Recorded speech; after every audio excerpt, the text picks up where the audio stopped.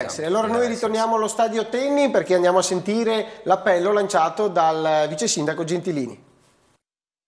Di mezzo il futuro del calcio Treviso. Logicamente la società sta attraversando un momento non florido, per cui ci vuole uno stop per vedere se nell'arco di un mese si possono maturare certe iniziative e certi tentativi.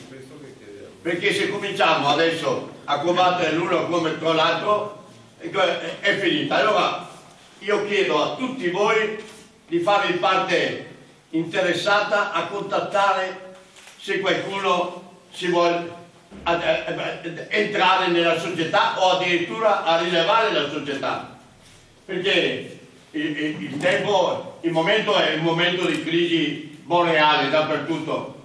Gli sponsor svicolano per entrare. Corvetto ha dato quello che ha dato, perché mi ricordo 2 anni fa era sparito il calcio Treviso. Abbiamo cercato, ma senza i denari non si va avanti. Logicamente anche Corvetto ha un'azienda, non può mettere a repentaglio anche la propria azienda per la società sportiva.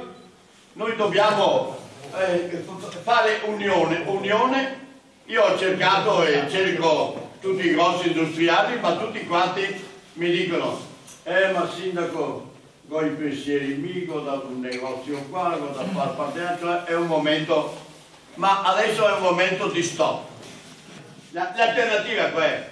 Che facciamo fare? Che chiudere il calcio Treviso. E mi sembra strano che la città di Treviso non abbia risposto da nessuna parte per portare avanti